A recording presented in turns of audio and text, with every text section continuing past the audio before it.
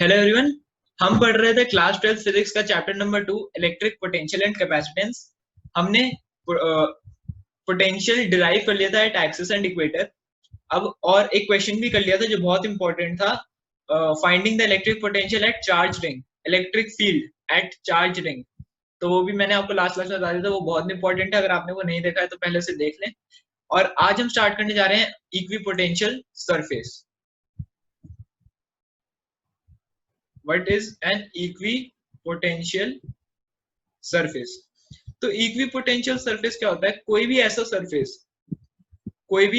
ऐसा सरफेस जहां पे पोटेंशियल रिमेन्स सेम एवरीवेयर, मतलब एक ऐसा सरफेस जिसके ऊपर पोटेंशियल हर जगह सेम रहती है, उसे हम कहते हैं इक्विपोटेंशियल सरफेस। इसका एग्जांपल हो गया स्फीयर।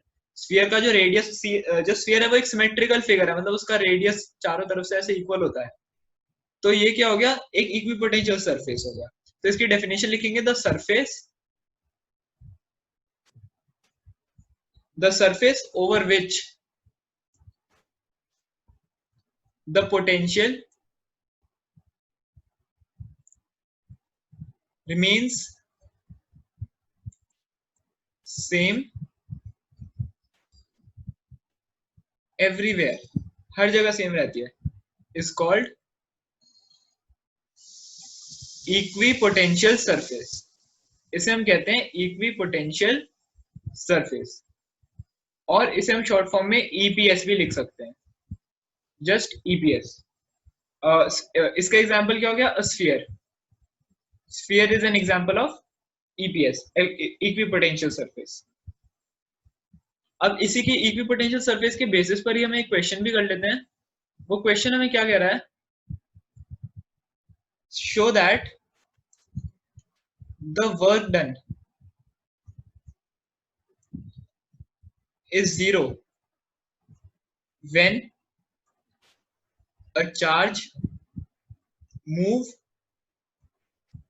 on equipotential surface।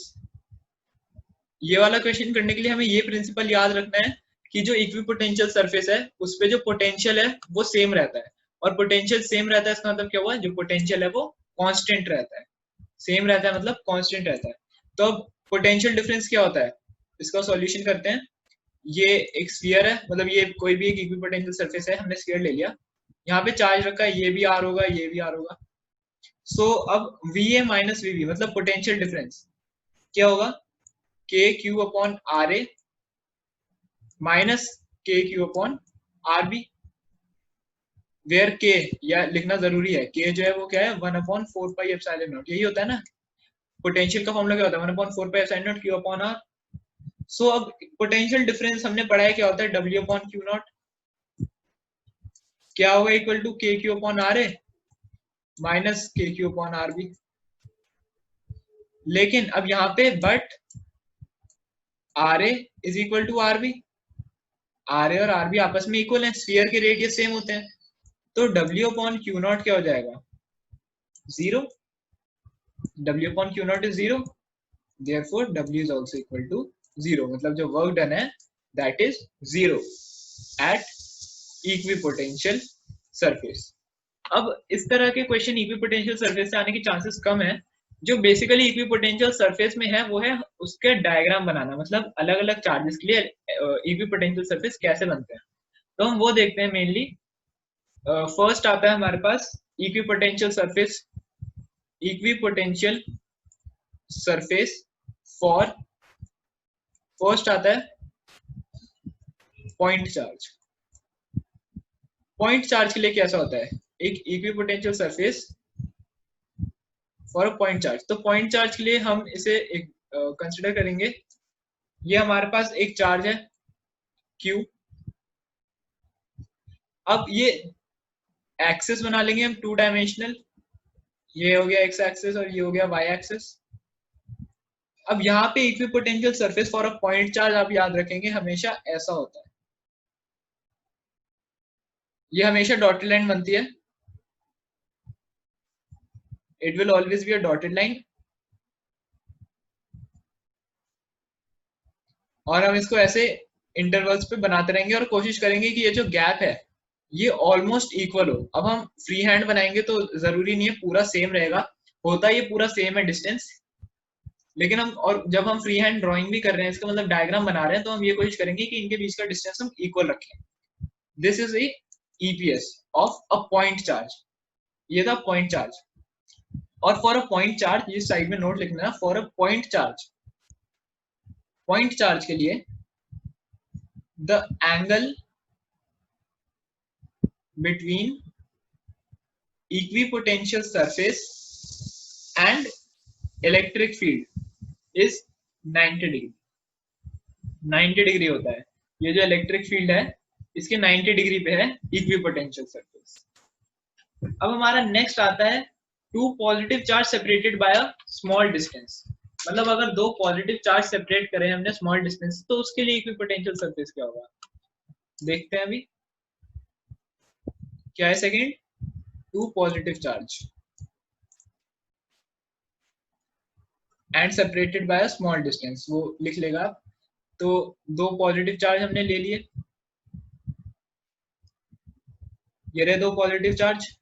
अब इनके बीच बहुत स्मॉल डिस्टेंस है, मतलब इतनी सी डिस्टेंस है एक्चुअल में, लेकिन अगर मैं आपको इतनी सी डिस्टेंस में समझाऊंगा तो आपको समझ नहीं आएगा। ये यहाँ पे जो मैंने बनाई है इतनी सी डिस्टेंस में आपको समझ नहीं आएगा, तो मैंने इसको बढ़ा लिया है, वैसे बहुत ही छोटी डिस्टेंस होती है। तो पॉजिटिव चार्ज के लिए इलेक्ट्रिक फील्ड लाइंस कैसे होती है, हमेशा आउटवर्ड्स पॉजिटिव चार्ज से इमर्ज करती हैं, तो हम उसको ऐसे बनाएंगे, और इस वाले पॉजिटिव चार्ज से भी ऐसे बनाएंगे। अब हमें ये बात याद रखनी है, जिस डायरेक्शन में इलेक्ट्रिक फील्ड लाइंस हम शो कर रहे हैं उसकी अपोजिट डायरेक्शन में हम बनाएंगे इक्विपोटेंशियल सरफेस, और यहाँ पे इक्विपोटेंशियल सरफेस ऐसे बनेगा। ये तो पूरा सिमेट्रिकल हो गया, लेकिन अब जो सेकंड लाइन बनेगी वो इससे तो बहुत पास होगी, लेकिन यहाँ पे दूर हो जाएगी, समथिंग लाइक दिस।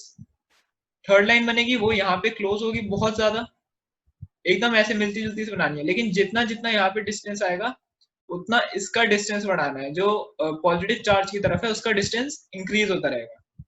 सिमिलरली हम यहाँ पे बना देते हैं, आप ऐसे 4 बना दीजिएगा, ये 1 बनाया मैंने, फिर डिस्टेंस बढ़ा दिया, ये थोड़ा सही सा नहीं बनाया, आपको सही से बनाना है, फिर तीसरा बना दिया और गैप लेके। सो इस तरह ये बन जाता है equipotential surface for two positive charge. अब आता है third case, for an electric dipole. Electric dipole क्या हो गया, एक पॉजिटिव और एक negative charge separated by small distance. तो इलेक्ट्रिक डायपोल अब मेनली इन दोनों से आता है, पॉजिटिव चार्जेस का या फिर इलेक्ट्रिक डायपोल का।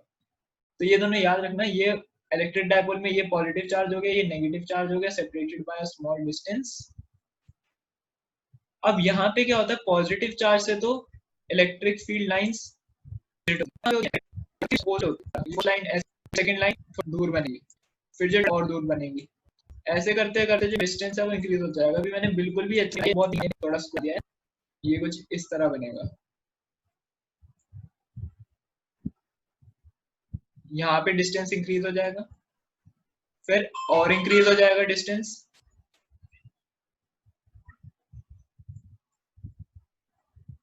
And like this distance will keep on increasing दोनों केसेस में। और लास्ट केस हमारे पास आ जाता है इक्विपोटेंशियल सरफेस के लिए, that is for a uniform electric field. Uniform electric field के द्वारा जो इक्विपोटेंशियल सरफेस होता है, यूनिफॉर्म इलेक्ट्रिक फील्ड, मैंने ऐसे लिख दिया यूनिफॉर्म इलेक्ट्रिक फील्ड।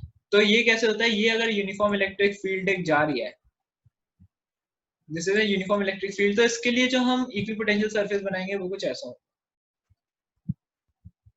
ऐसा। This is equipotential surface.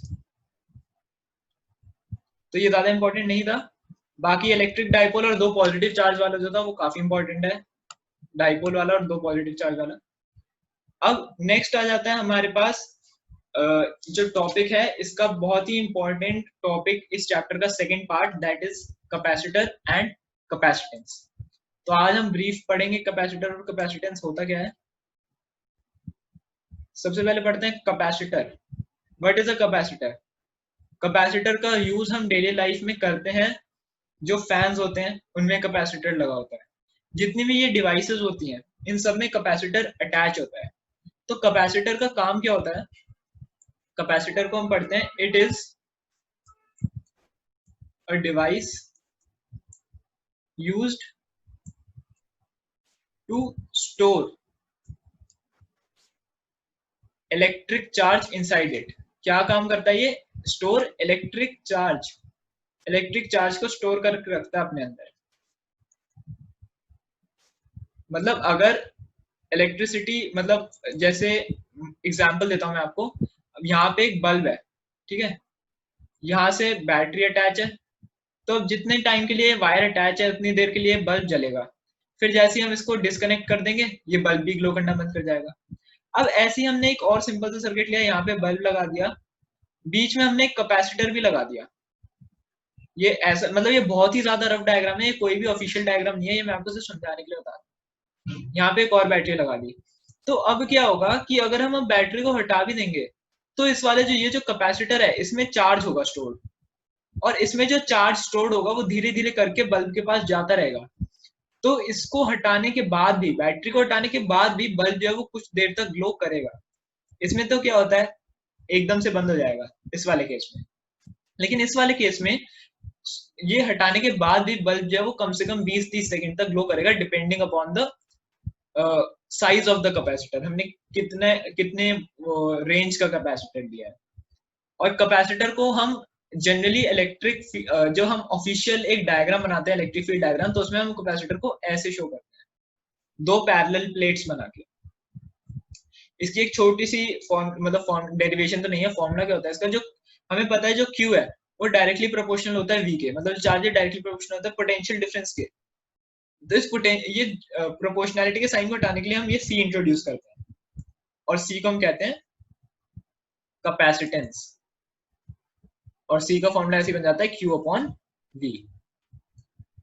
तो ये तो हो गया कैपेसिटी, और इसकी यूनिट होती है, वैसे इसकी एसआई यूनिट जो होती है वो होती है फेराड, फेरेड F। लेकिन जो फेरेड है वो बहुत ही बड़ी यूनिट है। इस पे भी क्वेश्चन आ जाता है कि why farad is not used, because farad is a very large unit. कैसे? Q जो है coulomb, coulomb is very large unit as compare to others, and V जो पोटेंशियल है it is a very small unit. Potential difference की जो unit होती है it is a very small unit. अब ऊपर है लार्ज, ऊपर कोई लार्ज नंबर है, नीचे स्मॉल है, तो अब ये जो डिनोमिनेटर में जो स्मॉल नंबर है इट विल एक्ट इनवर्सली, मतलब ये इनवर्सली एक्ट करेगा और इस पूरी टर्म को और ज्यादा बड़ा बना देगा। जैसे मान लो ऊपर हमारे पास 9 है और नीचे हमारे पास 0.05 है, तो अब देखो ऊपर बड़ा है नीचे छोटा है, तो अब ये नंबर टोटल मिला के 9 से भी बड़ा बन जाएगा, मतलब लार्ज यूनिट से और ज्यादा बड़ा बन जाएगा। ऐसे हो जाएगा ना, it will become 900 upon 5 that is equal to 180 कुछ, मतलब हाँ 180। सो इतना बड़ा नंबर बन जाएगा। सिमिलरली यहाँ पे लार्ज यूनिट है, यहाँ पे स्मॉल यूनिट है, तो ये ओवरऑल और लार्ज बन जाएगी। Therefore SI unit of capacitance that is farad is a very large unit. तो जो हम प्रैक्टिकल यूनिट्स होती है, मतलब जो हम डेली लाइफ में जो यूनिट्स यूज करते हैं इसकी, वो तो है microfarad 10⁻⁻⁶ and nanofarad 10⁻⁻⁹ and picofarad that is 10⁻⁻12।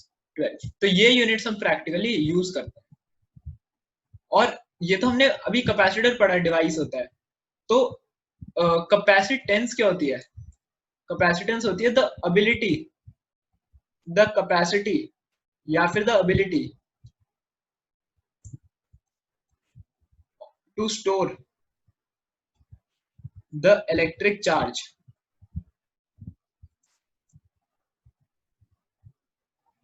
कहां पे? In a capacitor.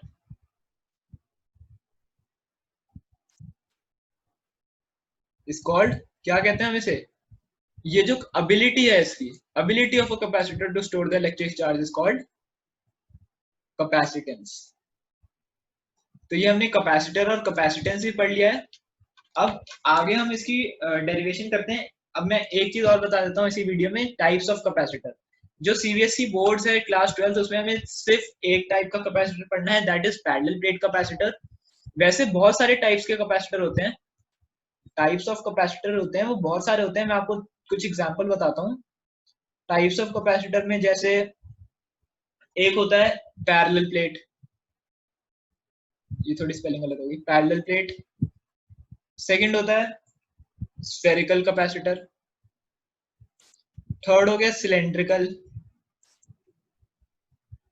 और mica capacitor, MICA mica element होता है ना, माइका कैपेसिटर।